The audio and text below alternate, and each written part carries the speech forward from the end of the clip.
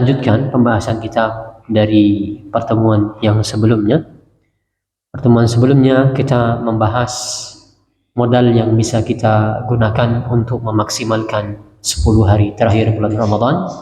Poin yang pertama sudah kita sampaikan, hendaknya kita memperbanyak istighfar dan taubat kepada Allah menjelang 10 hari terakhir dari bulan Ramadan, karena yang namanya dosa bisa membuat kita merasa berat untuk beramal saleh, sehingga dengan istighfar dan taubat kita harapkan bisa menggugurkan dosa kita dan membuat kita ringan untuk beribadah kepada Allah Subhanahu wa taala. Pada pertemuan kali ini akan kami sampaikan tips atau kiat yang kedua dalam kita menyambut 10 hari terakhir bulan Ramadan, yaitu marilah kita bersama-sama untuk berupaya memiliki keberkahan waktu. Keberkahan waktu adalah modal yang sangat kita butuhkan di dalam kita menyembah Allah Subhanahu wa taala. Apa itu keberkahan waktu? Secara singkat, konsepnya, waktu yang diberkahi oleh Allah Subhanahu wa taala adalah waktu yang mampu menggiring pemilik waktu tersebut untuk produktif atas kebaikan. Dia mampu melakukan kebaikan yang banyak meskipun waktu yang dia miliki itu terbatas. Dan sebaliknya, ketika waktu itu tidak diberkahi oleh Allah Subhanahu wa taala, meskipun seseorang memiliki waktu yang banyak jumlahnya, namun tidak akan mampu menggiring dia untuk melakukan kebaikan. Inilah salah satu penjelasan sebenarnya bagi Bapak Ibu sekalian, kenapa produktivitas kita itu berbeda-beda. Saya sering mengistilahkan productivity is another word of barakah. Produktivitas itu adalah nama lain dari keberkahan waktu. Kita lihat contohnya agar lebih mengerti Bapak Ibu sekalian. Waktu yang berkah itu adalah contoh utamanya waktu Nabi kita Muhammad sallallahu alaihi wasallam. Saya ingin mengajak Bapak Ibu sekalian melihat, ya, terkhusus bagi Bapak Ibu yang sudah pernah umrah atau pernah haji, akan dapat bayangan yang detail dari apa yang akan saya sampaikan berikut. Yang belum pernah haji dan umrah silahkan juga disimak untuk menunjukkan betapa berkahnya waktu Nabi sallallahu alaihi wasallam. Diriwayatkan oleh sahabat Jabir bin Abdullah.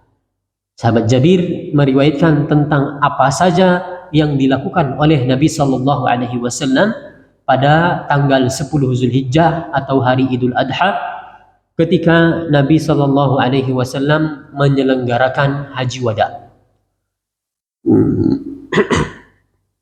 Mari kita simak secara timeline seperti itu.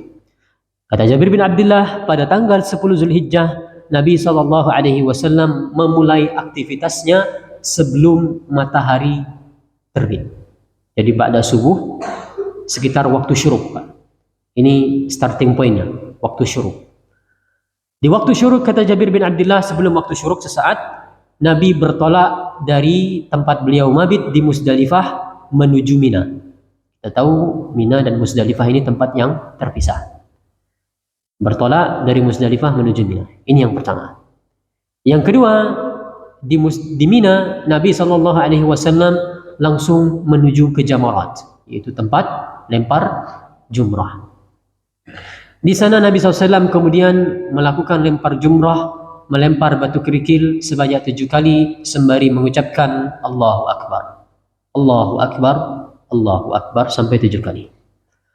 Setelah melempar jumrah, kata Jabir bin Abdullah, Nabi SAW bertolak menuju tempat penyembelihan kurban.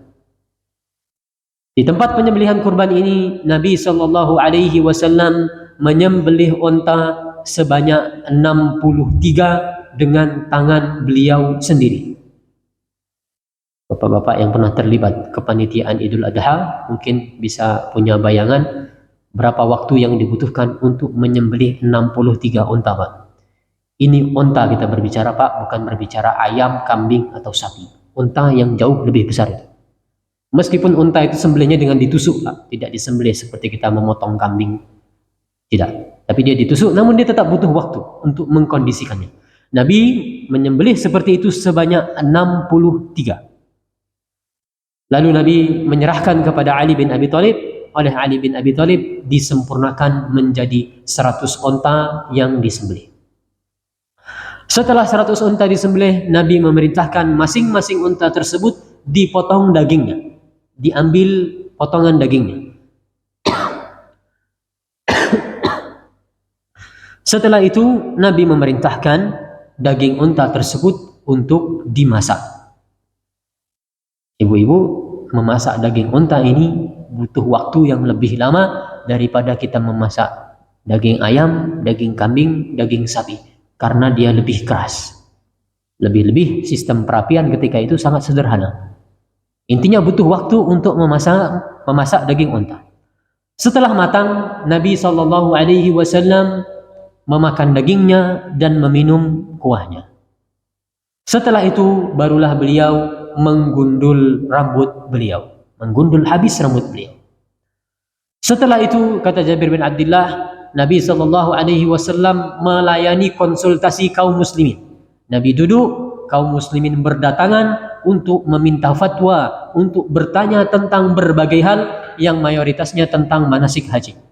Wahai Nabi, kalau saya melakukan seperti ini, seperti itu, boleh tidak? Kalau saya melakukan seperti ini, seperti itu, boleh tidak? Manusia silih berganti berdatangan untuk bertanya kepada Nabi SAW.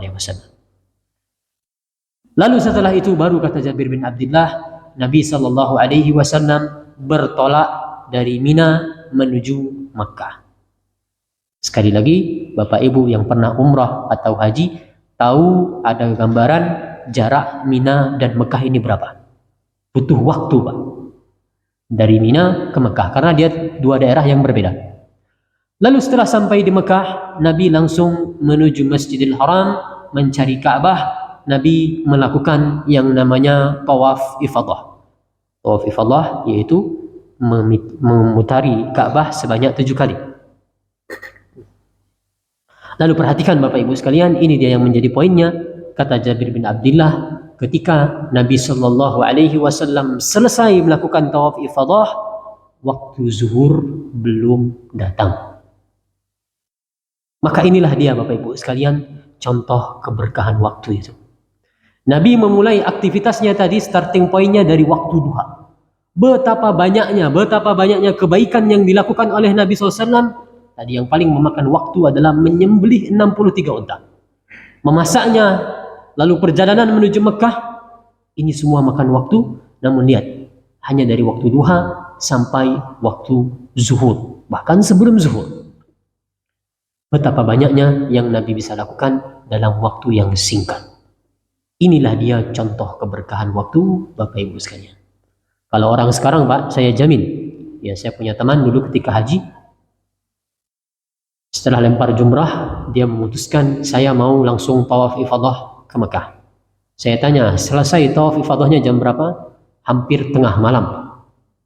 Hampir tengah malam kalau dia mau langsung bablas seperti itu. Namun Nabi SAW sebelum zuhur sudah selesai. Maka inilah dia contoh keberkahan waktu, Bapak Ibu sekalian. Yang ini juga menjelaskan tentang, kalau kita lihat ibadahnya para ulama kita. Imam Syafi'i diriwayatkan selama bulan Ramadan khatam 60 kali, Pak. Kalau kita rata-ratakan, satu hari khatamnya 2 kali.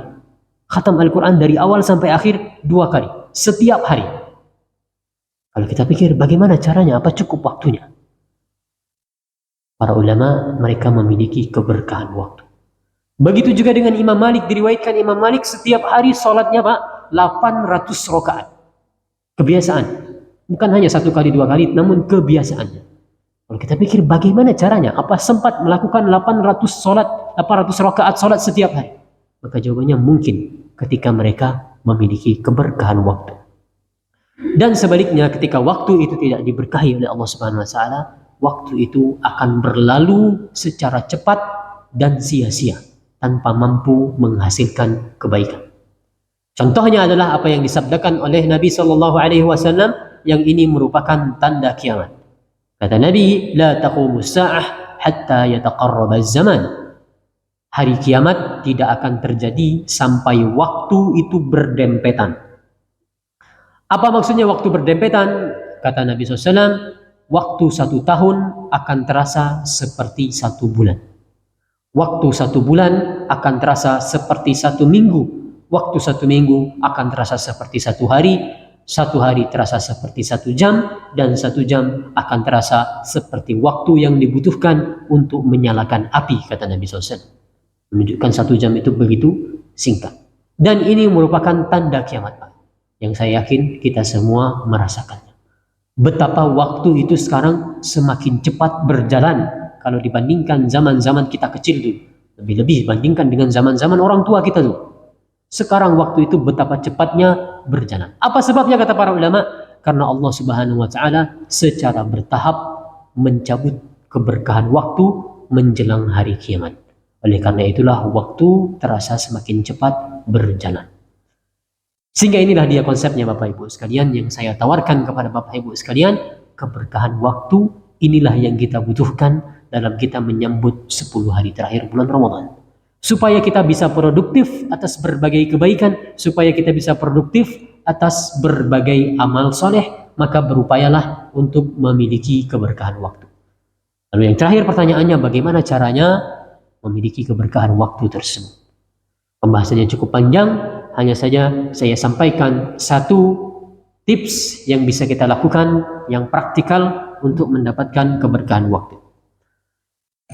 Untuk mendapatkan keberkahan waktu diantaranya, lakukanlah silaturahmi, Bapak Ibu sekalian. Yang namanya silaturahmi itu tidak harus datang secara fisik. Silaturahmi itu bisa melalui telepon, melalui WhatsApp, itu bisa. Kita baca terlebih dahulu bagaimana silaturahmi bisa mendatangkan keberkahan waktu kepada seseorang. Kata Nabi SAW, "Man ahabba ayyubsata lahu fi asarih wa ayyun sa'alahu fi rizqih falyasil rahimah." Barang siapa yang ingin dipanjangkan umurnya dan dilapangkan rezekinya, hendaknya dia melakukan silaturahmi. Maka perhatikan Bapak Ibu sekalian, kata Nabi, orang yang melakukan silaturahmi dipanjangkan umurnya. Bukankah, pertanyaannya, bukankah masing-masing kita itu sudah ditetapkan oleh Allah Subhanahu wa taala umurnya berapa, wafatnya tahun berapa, tanggal berapa, jam berapa, atau bahkan sampai detik berapa? Bukankah masing-masing kita sudah ditentukan ajalnya? Lalu bagaimana caranya Allah memanjangkan umur orang yang melakukan silaturahmi? Apakah ajalnya ini, kematiannya ini digeser oleh Allah Subhanahu wa taala? Maka kata sebagian ulama, pendapat sebagian ulama, jawabannya tidak. Allah tidak menggeser waktu mati dia. Apa yang Allah lakukan? Allah menambah keberkahan kepada umur orang tersebut sehingga seakan-akan dia hidup lebih lama. Inilah contohnya Al-Imam An-Nawawi. Siapa di antara kita yang tidak pernah mendengar nama Imam Nawawi? Kata para ulama, hampir-hampir tidak ada masjid di muka bumi Allah ini kecuali di dalamnya terdapat karya Imam Nawawi.